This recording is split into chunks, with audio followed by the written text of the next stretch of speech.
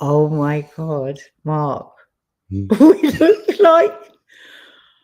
This is my look. And yeah, but this is my look. You never look like this.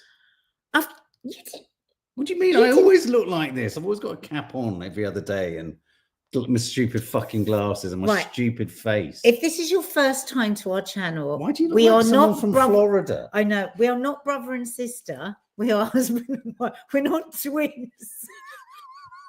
Why do you look like you're from Florida? You look like you're from Fort Lauderdale. I said to Mark today, I look like a Floridian postmenopausal woman who goes around in bright colours and caps. And you've got that skin that's so brown. Careful. What? So you nearly say crepey. No, it's like Auntie Dina, oh my Dina, Lord. What is wrong with her? Why do you always ring it this time, Dina? Go away. Flipping heck. It's like she sees you go live. Yeah, the kind of skin that looks like a leather handbag. Well, thanks. That's not what you've got. But you look like the kind of woman who does. Backpedaling man. No, I'm not but pedaling. Anyway, yeah, it's very odd. It's because I'm having the worst hair day of my life, so I just had to wear actually, I haven't had time to have a shower since Zoe says, hang on, Zoe says, a sporty Harry Potter. Do you fancy a game of Quidditch? Listen, for those of you on podcast, you made the right decision today. You made at least one right decision not to be watching us. Yeah. So welcome. Please do us the favour of hitting the subscribe channel. The subscribe. The subscribe channel. Sorry. Hit the subscribe button. And we really appreciate every single person that does. We really do. In the description box beneath this live, there is a link to our discussion about last night's Gaza medics documentary on Channel 4. Thank you for those that joined us. It was a case of having to soothe each other's souls as much as anything else, wasn't it? It was really, really tough. So today we're going to be talking about Rachel Reeves crying. We're going to be talking about the Diddy trial. And we are going to talk about the fact that the astonishing story of the Gaza medic doc, let's not forget the BBC shelved it due to its fears of impartiality. And then Channel 4 picked it up and played it. So you think that would be a massive news story, but apparently not. We are managing to talk about the stories of the day, plus that. So here we go. Yeah, it was interesting. I just literally thought I'd flip on the Telegraph news app, because the place you're most likely to find any comment on it is at least these channels hate the BBC. These papers hate the BBC. Is at least in the TV review section, which I know the Telegraph really savaged the Gaza, war zone Gaza documentary. They haven't done it. They focused instead on The Sandman season 2 on Netflix by Neil Gaiman, who is wanted for all sorts of improprieties around women. So that's an interesting kind of omission. We almost, I don't know, what's the right word? Completely ignored. Not a peep, says MeTube on the Today program, but they found time to promote the new Superman movie. Wow. Joke. What, today? On the Today Show on Radio 4. No. That's the BBC's fucked. Really? I mean, that's it. You're done. Really? I mean, just shocking. Bust flush. Yeah. So we're going to talk a little bit about that. And we're going to be talking about Trump's, in inverted commas, because he hasn't said this, but what amounts to potentially slave plans.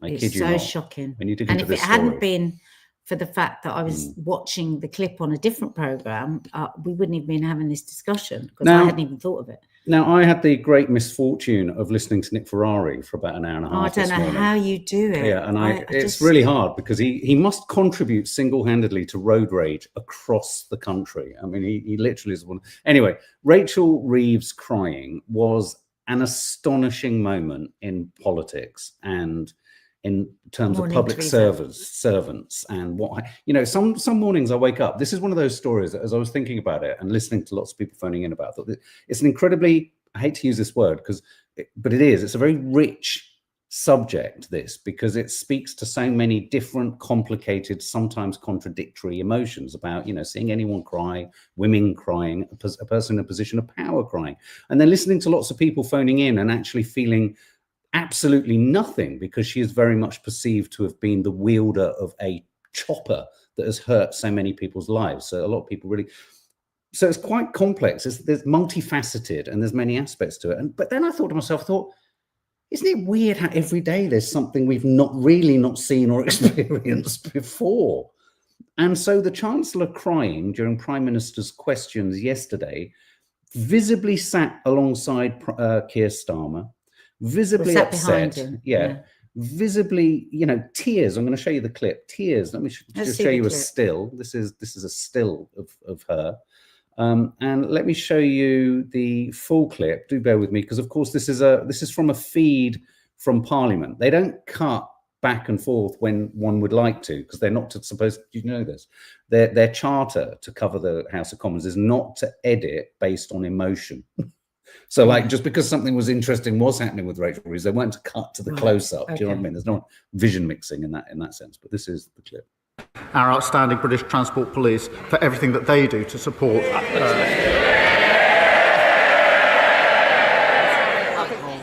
She looks, Mr. Speaker, she's pointing at me. She looks absolutely miserable. Labour MPs, yeah, she looks absolutely miserable. Labour MPs, they can point as much as they like. The fact is, Labour MPs are going on the record saying that the Chancellor is toast, and the reality is that she is a human shield for his incompetence. In January, he said that she would be in post till the next election. Will she really? She certainly won't. Mr. Speaker, I have to say I'm always cheered up when she asks me questions or responds to a statement, because she always makes a complete mess of it and shows just how unserious this club's childcare. Got £15 billion invested in transport in the North and the Midlands. How awful for the Chancellor that he couldn't confirm that she would stay in place. May I take this opportunity to thank our outstanding British Transport Police for everything that they do to support staff and passengers. Mr. Speaker, we put in place the most significant funding for farmers in the budget. We've got a roadmap for work for farmers that we're working on, and of course where they fail to actually spend. I can't bear listening to them anymore. You get the idea. I mean, what we had there, it wasn't tearful, it wasn't sad, it was proper what I call the active tears of almost childhood. Devastation. Yeah. Absolute internal collapse. Almost looked like a nerve. I hadn't seen that before. It almost looked like a nervous breakdown. That's what it looked like. She was sucking hard on a sweet, probably to compose herself. There was a lot of chatter about she'd had an altercation with the Speaker of the House. Well, yesterday I listened to the newsagents, with... I started last night and fell asleep. John Sopel and... God, what's her name? The woman from it. Emily Maitlis. Yeah. And I said to you afterwards, God, I was shocked how strong they were on it. Yeah. I mean, they were like... Well, we touched upon it yesterday. I mean, it's a massive deal what happened yesterday. They were saying, this is... He actually said, John Sopel, I can't believe I'm saying this, he said, but I'm getting Theresa May. No, the other one. No. Yeah. Kwasi Kwarteng and Liz Truss. Liz Truss vibes. He said they are inextricably entwined. She fails, he fails. Who are? Starmer and right, you're not talking about so that he is.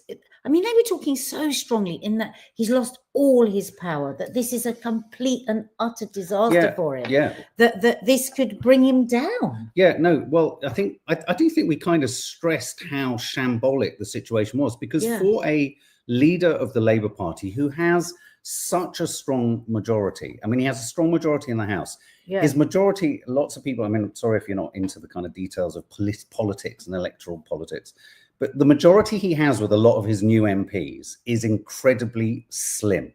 It's like a low tide majority, i.e. at the next election, just because they got a lot of politicians and it's first past the post. Yeah. This is why Reform are predicted to do so well. It takes, a slight push to overturn very slim majorities. So many of those backbench MPs are really, who are just called rebels, are actually really genuinely, I think, working for their constituents because they have enough. They've been voted in by an electorate that feels they have nothing. They're being punished.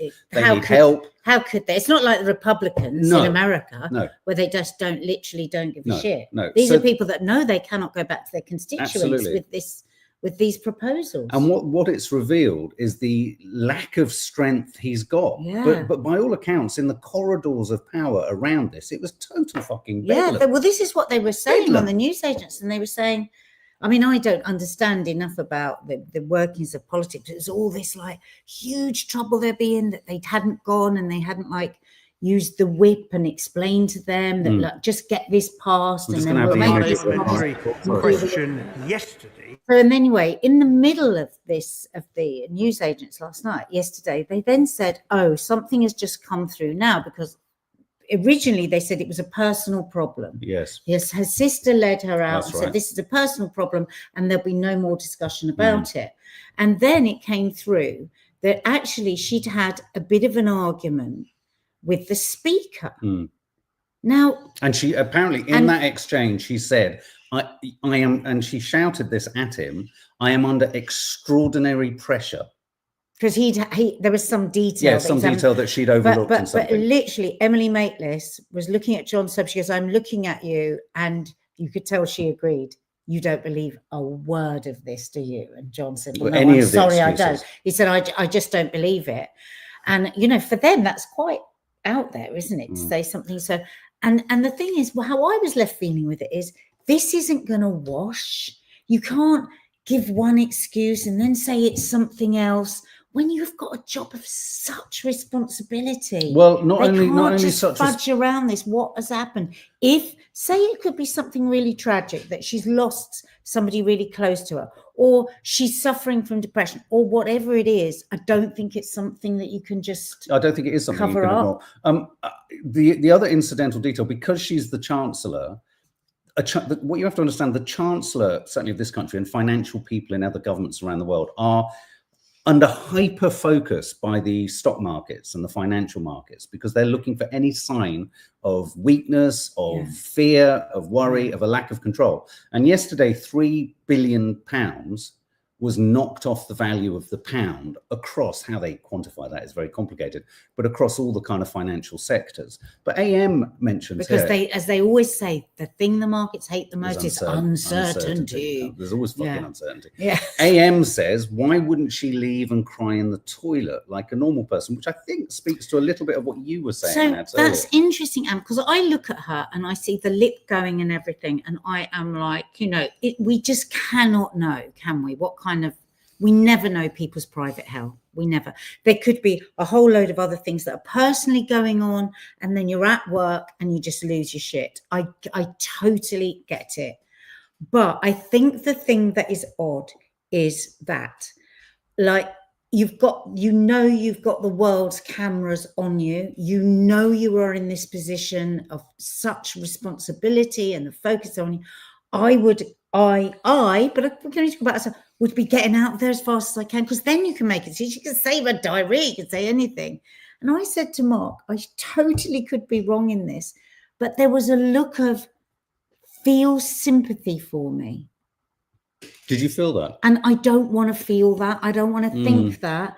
But if I'm really honest about the things that were going through my mind, and I didn't want to think that, because that is wrong. You can't ask for sympathy in that situation. Well, I have to say, Kemi, fucking hell, she put the boot in. Well, she really put the boot in, and I hate to say it, I thought she was brutal, but horrendously efficient. I didn't like it. A couple of other things about this that make me feel really unclean. Faith Goodman, you make a very valid point. I came in and I said to Nat, my instinct, because if I see anyone crying, and that's proper crying, I immediately feel for the person. I don't care what their position is. I don't care the choices they made, the decisions they made. The first thought is, fucking hell, this is a bit of a crisis. She needs to be around someone who cares for her. She needs to be looked after, or she needs to enact some self-care or something. I didn't quite read it in that way. I think one of the issues about her being there, the tears flowing and her not going away, and I do think she probably had to be there for party parliamentary reasons at Prime Minister's questions, talking about the topics that they knew were on the agenda. You had to have the Chancellor alongside. Well, part of me thought as well. Yeah, it would have been seen as Labour running away, Nick W. So I think she was in a bit of a tight corner. But part of me thinks that it gives even more, I then lean towards even more sympathy, that she's so broken. that she could not do anything. She couldn't wipe the tears. She couldn't think to get out of there. She was just waiting for it to pass. And off the back of that, I was then went into, she looks bereft sometimes there. She looks lost. She looks people desperate. take a job that they maybe are not up to. And maybe she needs to resign and say, and maybe she will find real comfort in that. I mean, I remember once being offered a really big job, boring to go into details, but I was offered a massive job and I turned it down. And honestly, everyone around me couldn't believe I turned it down. They kept saying, but, and look at the money and look at this and look at that. I said, no, it's not the right place for me. It's not what I do best. I mean, people are always saying, and in fact, on Loose Women, they ask me a lot, oh, will you do the anchor? Will you do the anchor? You know, because there's often not enough anchors and they're always, and I say, listen, I said, it's really lovely of you to ask, but I know my place best is to be that end of the desk, you know, because then I can riff and I can be a bit, you know, but when I'm that end, then I have to be this other person that I have to just shift myself a bit more like for the responsibility that I don't want.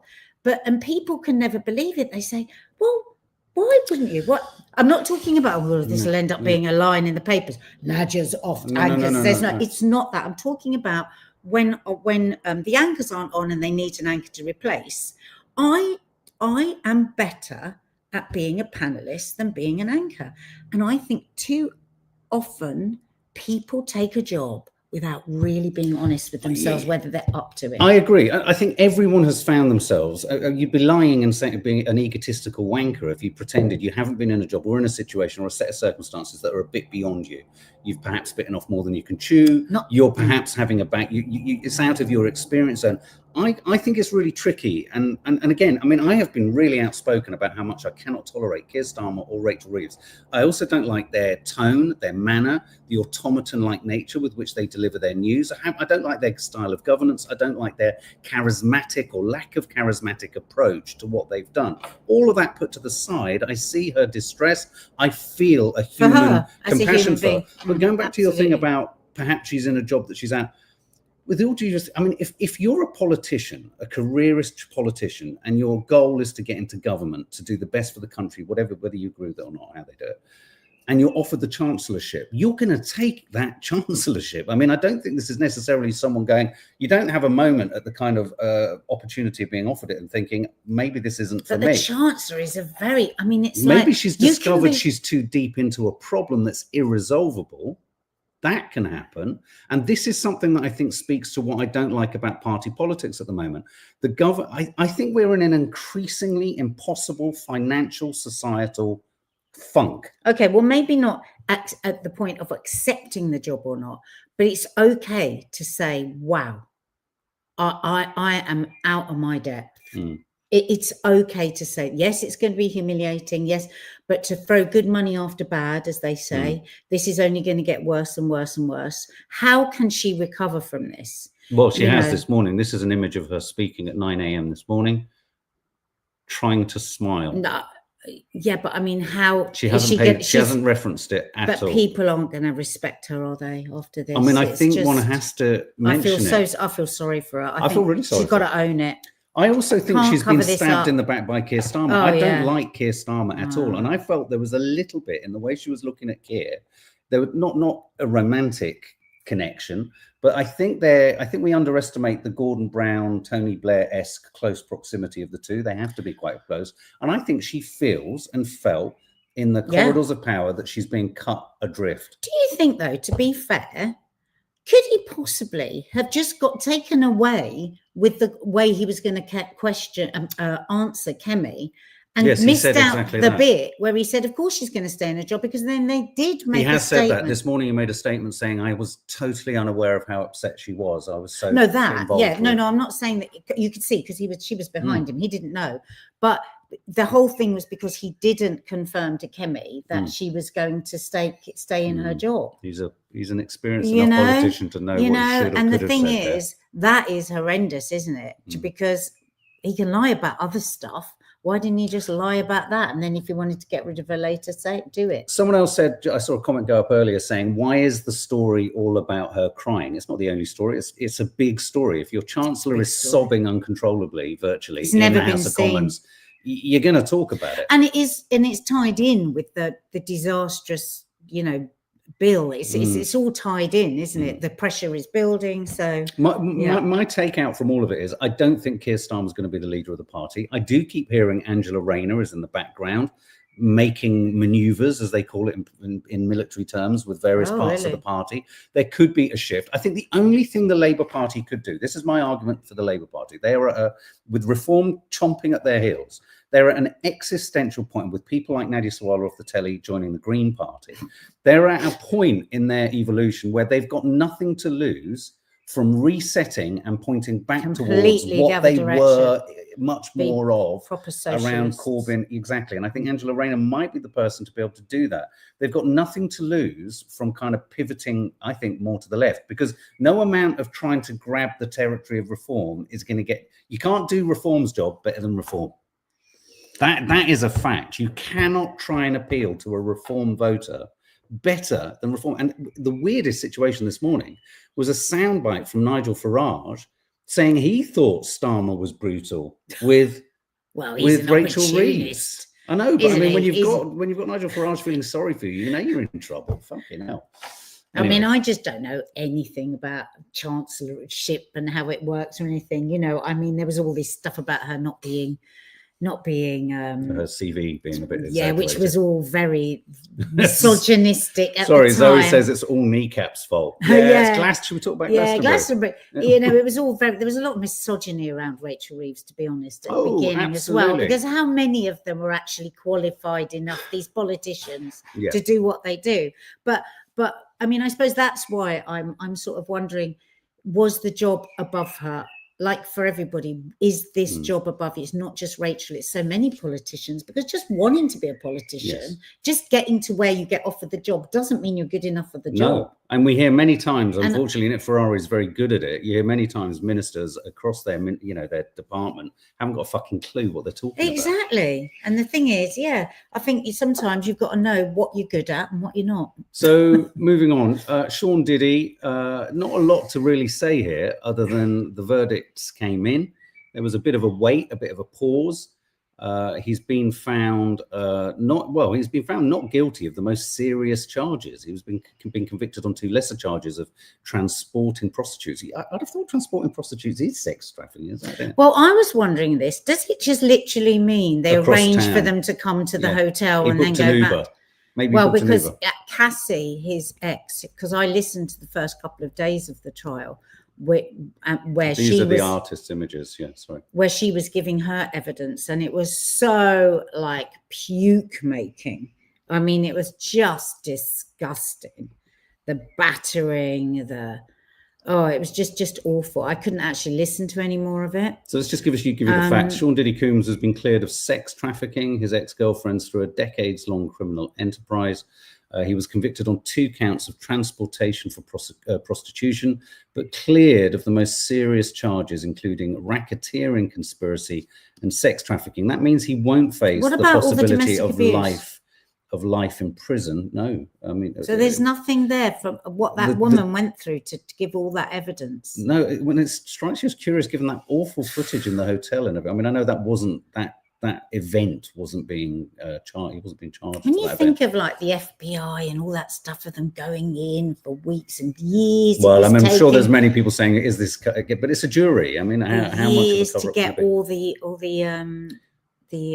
tapes. I thought it was just going to go on forever. The reason his team are obviously seeing this as a victory, he's definitely not going to get life. He's not going to end his days in prison, which he would have done if he was found guilty in the other 2 more serious cases. He could get up to 20 years.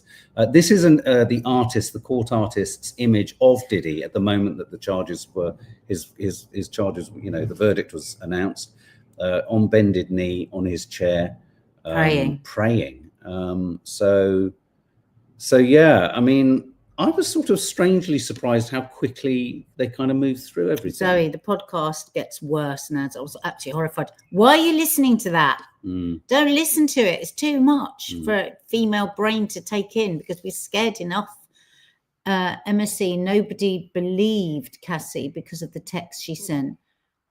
For example, she was looking for. Yeah. Now, this is an important point, because coercive control is so insidious, it's so complicated. It's like when they say, well, she must have enjoyed getting beaten up. I'm not talking about her, so and so, because she kept going back. We now know the psychology of this is and interestingly, on that note, Reeves says he's been denied bail. Cassie wrote a personal letter to the judge pleading for him not to get bail. Gosh, must have felt a genuine threat. I mean, there's testimony. One of the witnesses, who was a prostitute, that she had to arrange the prostitutes often to come to the hotel, and he had sex with her, and Diddy was watching, and this went on for like many times. He had to come back. He would come back and do this, and then one day he talked about how she was on the computer, and Puff Daddy said to her, told her to do something. She didn't jump up straight away and did it. And this guy witnessed the most horrific beating. This was his evidence, horrific beating. And, things like that. Where does that fall into his guilty or not guilty? Mars says it was a show trial. His right-hand man and right-hand woman, a number of other people are mentioning them here, like Christina, wasn't even mentioned in the case. That would be like doing an Epstein trial without Ghislaine Maxwell. So when you say the show trial, I'm really interested in that. For who? You mean a sort of, so that it looks like, I mean, I think the suggestion there being that this is something to tie up an infinitely more complicated story, perhaps. I mean, nothing would ever surprise me. There's something about it that all seems really odd. Something seems very neat about it. Yes, I'm going to have to find a podcast with it, analysing what's going on. There's something weird about it, and I can't put my finger on it. So should we do, let's do a funny. This guy? No, let's do the little girls. 2 children.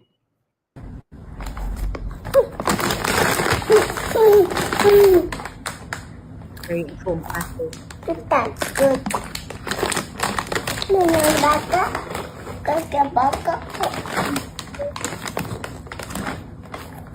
삼촌도 하나만 줘. So then the caption, Uncle says, can I have one? There's no uncle. Don't give him any. Don't give him any. 삼촌도 하나만.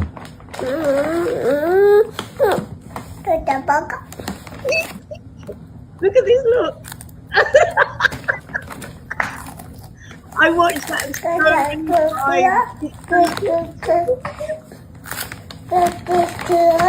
One just so watch it. Can we watch it again? Yeah. Because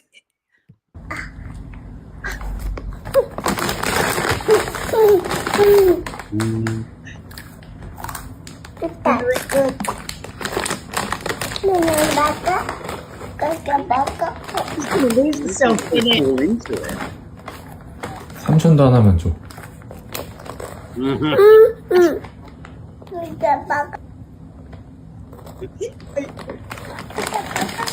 삼촌도 하나만.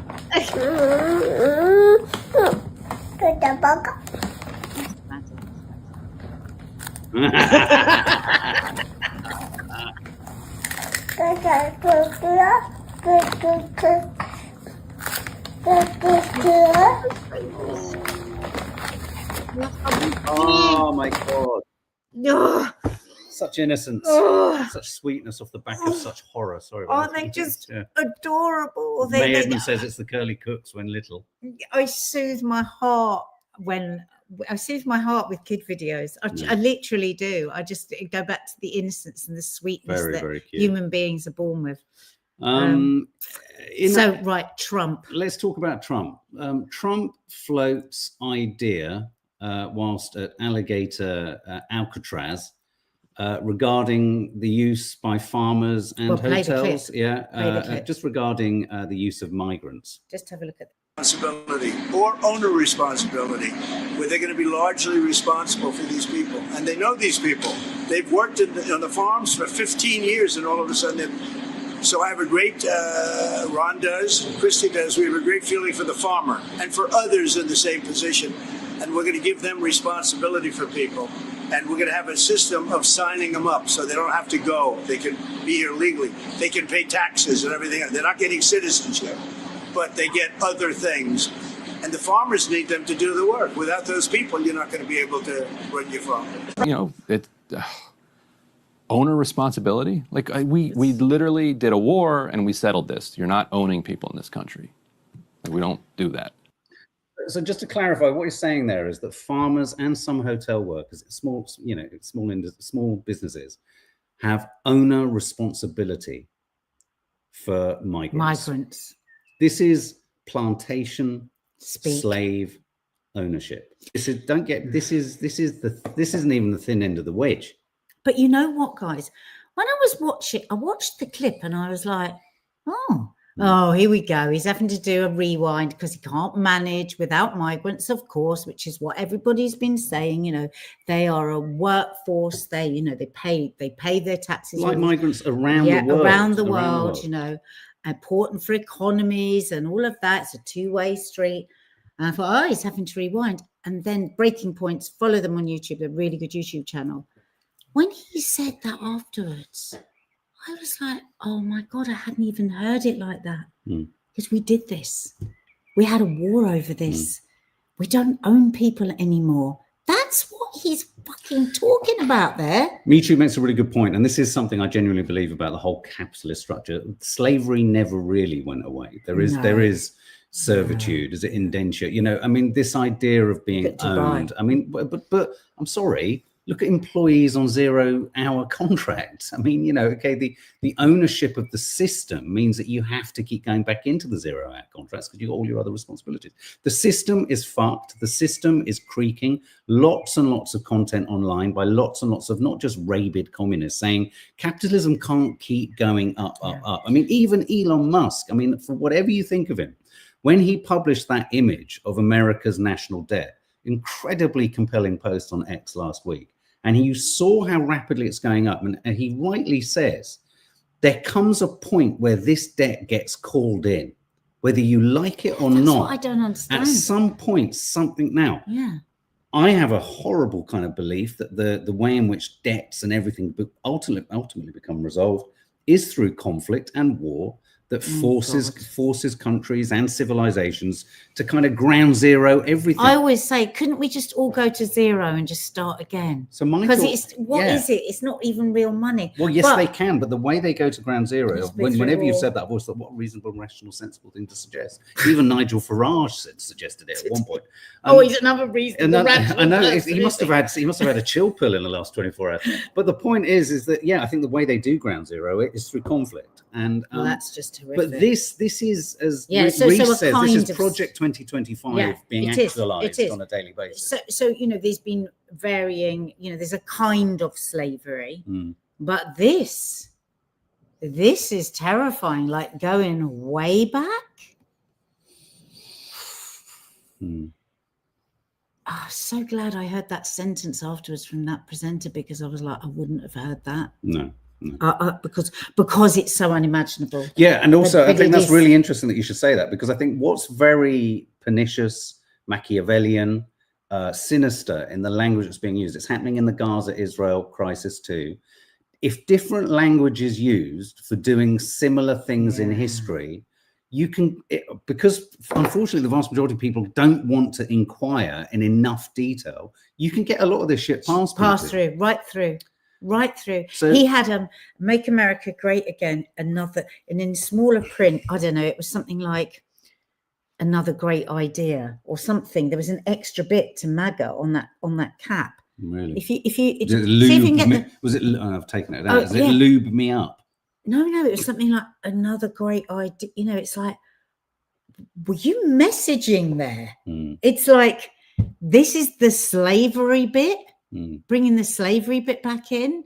And I mean, that's not conspiracy theory. Like you say, Reese, this is all laid out, isn't it? Reese says, if you want to hide information from people, put it in a book. Very good point. People. Well, sorry, I don't know what you mean. Well, as in, I said, if you put the idea, well, because people are very unwilling to read. Oh, I see what you mean. You know, and I do. It's really hard to end up sounding like a middle-class fucking Islington wanker, which I know I dangerously do now and then when I order a flat white.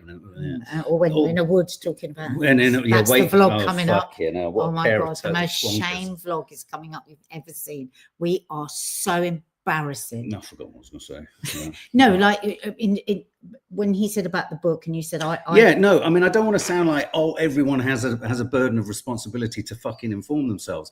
But I hate to say it, when the world is as precarious as it is, and if you're very loud and often justifiably so about what you haven't got, what you're not allowed, what you feel is happening in your country, you have a duty to educate yourself. You don't need to go through the system. In fact, I would argue, educate yourself somehow, because. But Mark, to be sympathetic though, for a lot of people, it's very, very frightening, because what has happened is we have been stripped of any belief that we can enact any change. Our politicians don't listen to us; they lie to us. And so I think a lot of people decide my anxiety can't actually deal with this, so I'm just going to step back and just stay in my zone. And, when I hear people talk like that, I sometimes feel such envy. But that is the definition of what Noam Chomsky described, and we need to be talking about more. I do empathise with it. Manufactured consent. Every time you find yourself needing to go, do you know what? It's too much for me. They've won. I know. They've won. They have enacted a microscopic step in enslavement against you. I agree with that. But otherwise I wouldn't be here day in, day out, tearing myself to pieces.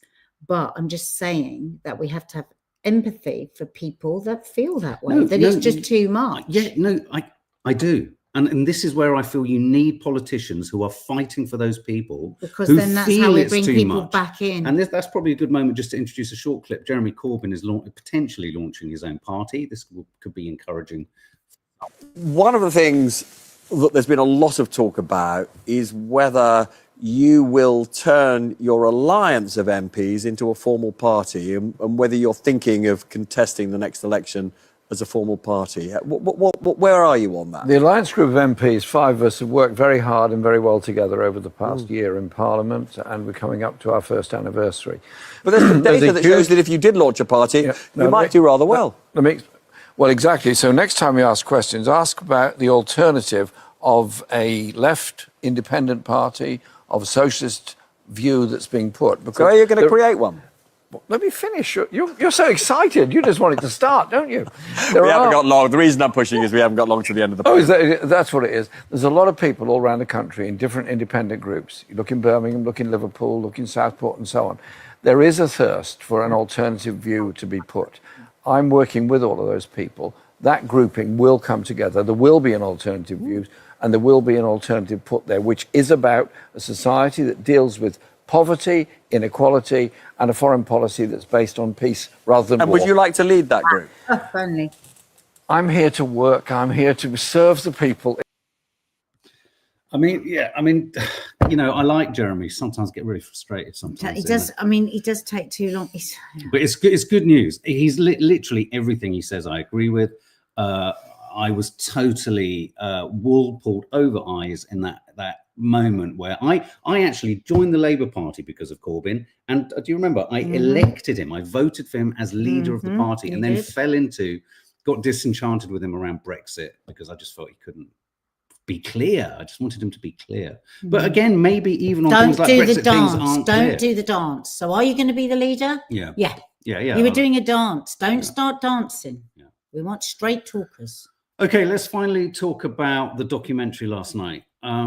Such a hard-hitting, important piece of filmmaking. The documentary that the BBC just lost its bollocks and nerve, refused to air, kept it on the shelf. I think that's the most unforgivable part of it. They should have just said, we have no intention of broadcasting this, rather than actually, for all those people who'd made the dangerous decision to appear in that documentary, make that documentary, for the BBC to hold that documentary on a shelf because a group of Zionist pressure groupers through the cat amongst the pigeons. I just think it's outrageous. So when it was broadcast last night, we watched it. We did a review of it. The link is beneath here now if you want to look at that.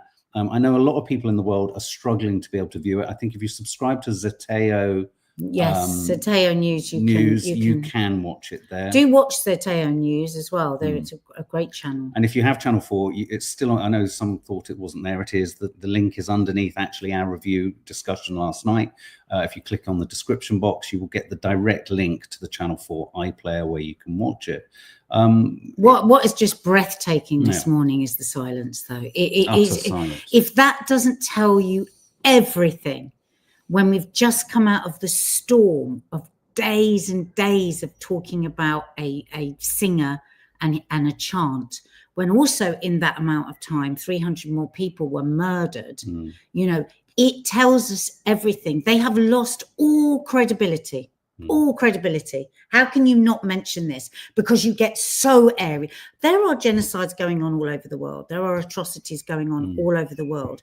But because they have chosen to go for every single detail on anything that might be seen as anti-Semitic, might be seen, not actually as but might be seen as anti-Semitic, because they've gone for it. So hammer and tongs, they have to report on the other stuff as well. I mean, nobody's talking about what's going on in the Congo in any way.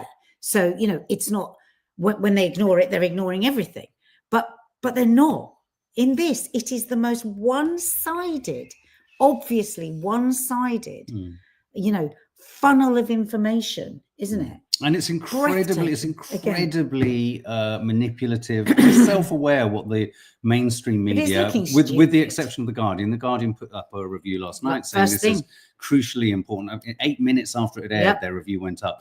And just the way in which the rest of the press ignores it, if you have any doubts that there is a sort of considered policy here of how they manufacture the stories and how they try to massage the readership across the board, I'm talking about BBC News, Sky News, everyone, and the papers.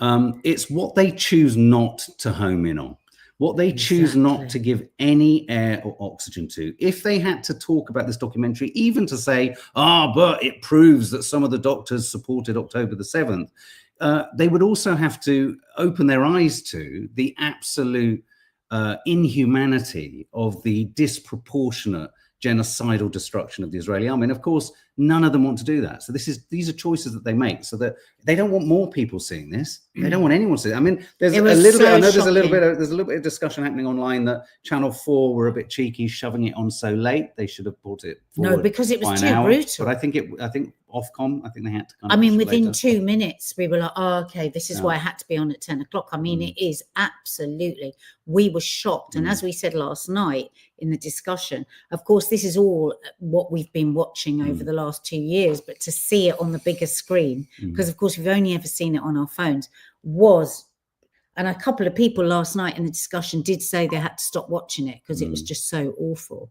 Yes, we have seen that video. Laura Lou, if you're listening, I watched the video of the Americans in Gaza shouting, hell yeah, for killing people getting food in Gaza. I got one. If that was happening in the UK, there would be. I mean, we looked at that this morning. We were just pausing. I think we were both waiting to get second sort of verification on that. There's quite a few places now that are posting it, but we just wanted to find out some more detail on it. But we understand that people have seen it and are really upset by it, as we were, but we just wanted to get to be more sure before. Maybe we'll talk about it tomorrow. I just want to give you an example of what the new normal is that we accept from Gaza. This was an hour ago on the live feed in the Guardian. Opening summary. This is an opening summary. It says Israeli airstrikes and shootings have killed 82 Palestinians in Gaza, including 38 while attempting to get humanitarian aid. This this sort of headline is now not even a headline. That is a byline on a live feed. Now, that's not a criticism of The Guardian. They're trying to cover everything, actually. They're the only but ones, and it is the only mainstream paper that has a constant Middle East live feed, as comprehensive as, say, Al Jazeera. So please, guys, support that. Please subscribe if you can to the paper, The Guardian, you know, and then post about them, post their stories, because that's where the people that are actually telling are willing to tell some of the truth. We really should lift them up. What's the opposite to boycott? You know, it's the other thing, to hold up those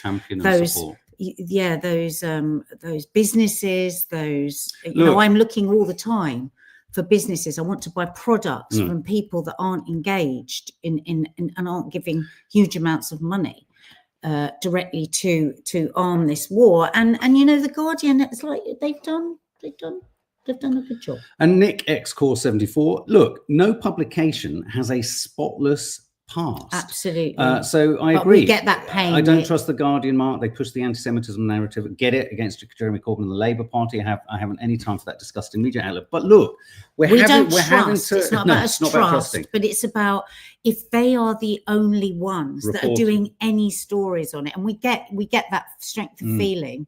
Absolutely, we have to then hold them up to show the darkness of the other side in this particular topic. And I am actually always, whenever I go to The Guardian and you deal with their live feed, I always cross-reference it with Al Jazeera's running live feed, Middle Eastern Eye's live feed, a couple of other independent journalists out there. Then you go to all of the kind of independent journalists on YouTube. You know, it isn't a case of you just accept. And often, sometimes actually weirdly, because the Telegraph is wanting to always twist every detail that happens or comes out of the Middle East towards the Zionists' favor, it's intriguing and interesting to then go to the Telegraph's live feed, which I find actually is more comprehensive than, say, the Times, which is patchy to say the least.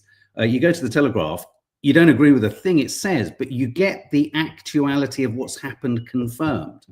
Interestingly, So you know, Nick says, "I hear you, Mark and Nadia." No, I get you. We agree. It's all imperfect. We're just looking for pinholes of light, you know, and then we want to hopefully expand those pinholes of light.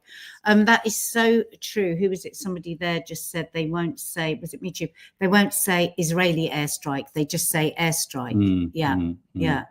And who was it? There's somebody was saying that they've just looked on Zeteo's YouTube channel.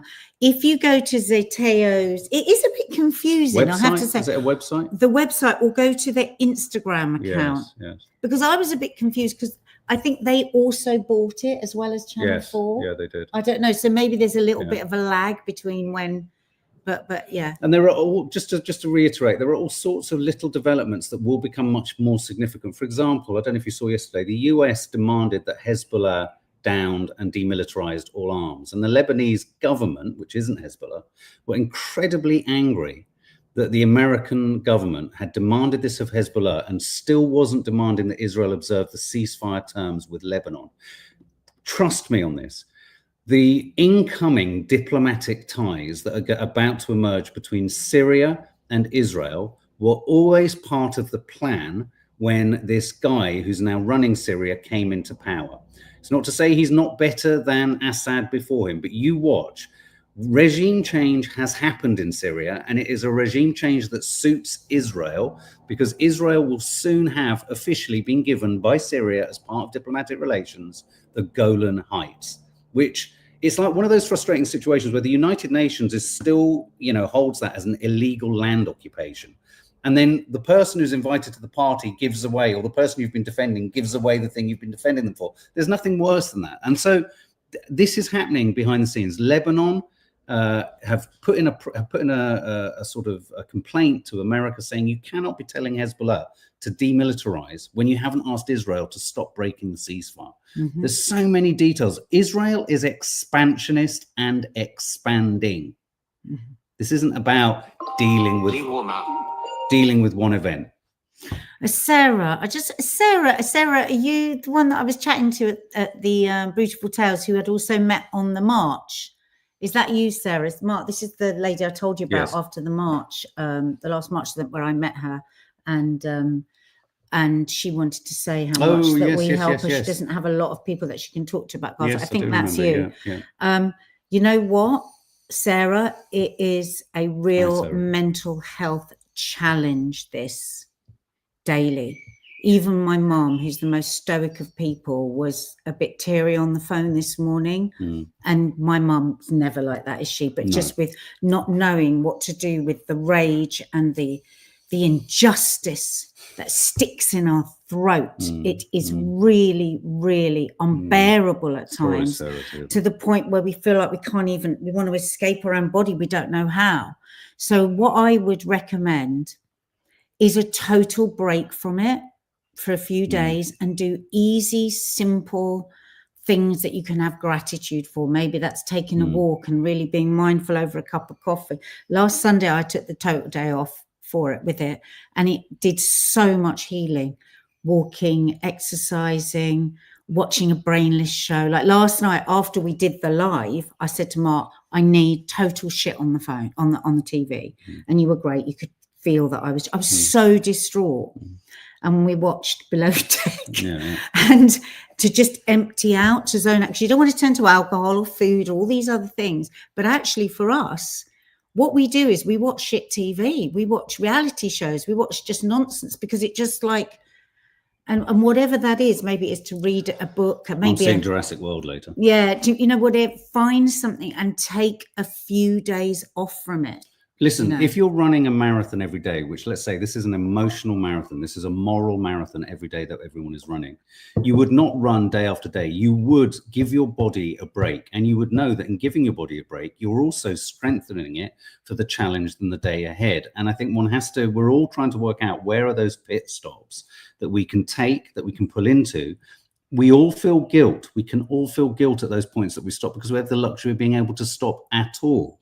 But everyone needs to be able to stop. Otherwise, otherwise your mission to share, to be an activist, to spread the word, whatever, you can't maintain it at full tilt and full throttle all the time. Maybe drawing, painting. You know what sometimes we do here? We've got these funny colouring in books that like are crazy on TikTok. Sometimes when I'm so overwhelmed, me and the kids, grown-up kids, we sit and we just colour in like when we were children.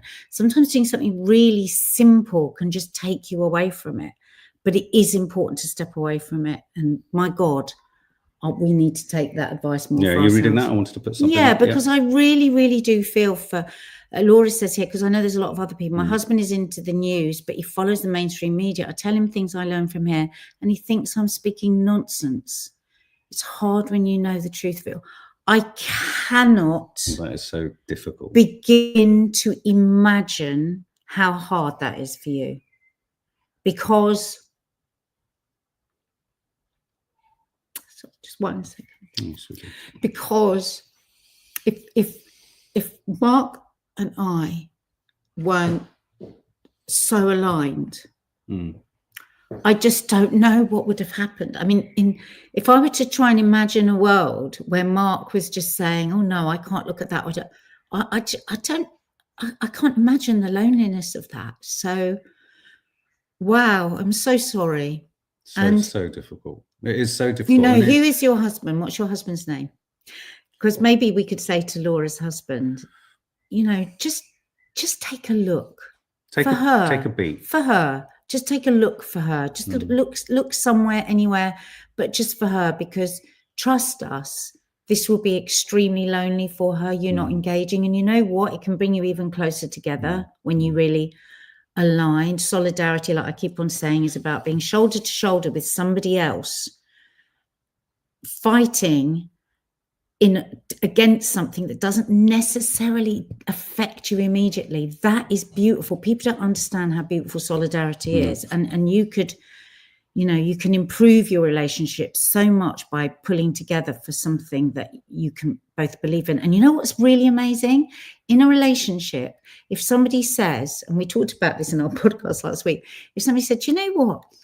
I don't think I was really listening to you there, and I'm not going to say that I'm going to agree with you, but I noticed I wasn't listening to you, and I want to listen to you now. Just try that. Or Laura, you know, maybe you could try that way of speaking to him and see what happens. We don't allow links to be shared in the chat or on comments. So maybe if you send it to Michelle via email, the link, and then she'll send it to me, and then I can pop it underneath the live. I just want to read 2 other comments. Farida R. Mark and Nadia, this is a great place to just be. Thinking of solidarity, I watch a lot of stuff with my husband and son. I had to show my son the documentary last night. Thank you for all of how did he take it? Thoughts and constant support. And Reese, the docility, great word, of mainstream media is attractive, but that's how they like it, to keep you like sheep. Ultimately, it's the life path you choose, but keeping docile will implode eventually. Well, I love that, the docility. Yeah. Yes, it's just easy. It's like, oh, I can pack that away. It's like how some people still say, oh, what, is that still going on? I thought there was a ceasefire. I mean, as soon as a year ago, ceasefire. Once you view the legacy media, and I really promise you, I went to watch, and it's really important if you have stepped away from the legacy media every now and then, to step back and look at just how fucking toy town simple it is. I watched the 6 o'clock news bulletin. I put on the Today program to listen to their headlines. It's like watching and listening to Play School. I'm not exaggerating. That's not a Tarquin going, we need a bit more now. It is so grossly simplistic. It's actually, I think it should be a crime, because it's misinformation.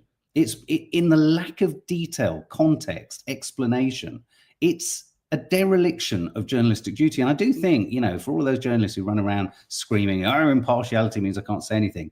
I'm sorry, journalism is fucked. The official legacy journalism, very rarely now do I come across it. Any kind of piercing analysis that I go, wow, because of good journalism, they've revealed this. No, more often than not, it's because of verifying brave journalism by a Palestinian journalist that you can confirm some atrocities happening. So, but you need a white person to give it the seal of approval, you know? Shall we have our last clip? A beautiful, beautiful relationship between a father and his son, who's trying to keep him quiet while his mum sleeps. This is joyful. Talking too loud. Yes.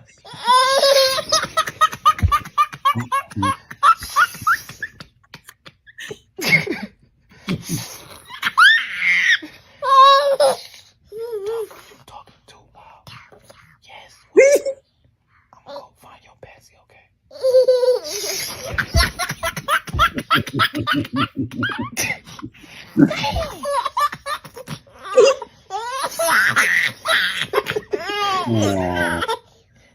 You gotta be quiet.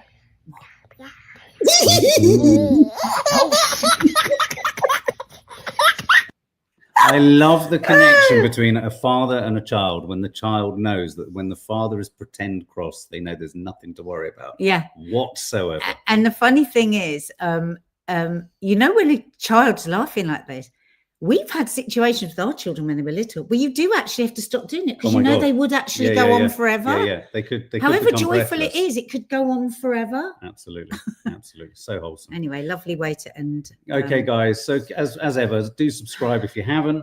Hit the notification bell. A very weird vlog is landing later today, which Nadia's going to be. Oh my God! Plopping on her Instagram too. Oh what my possessed God. us, God only knows. But suffice it to say, I've never seen our children laugh quite so hard at how odd we were. I said to Mark, I'm really, really worried that we've moved into an area of our lives where other people will be saying, what actually is wrong with you? Well, look at the pair of us now. Look at us. Look at us. Fucking hell. We won't look like this tomorrow, I promise you. Love you. Have a See good you day, tomorrow. guys.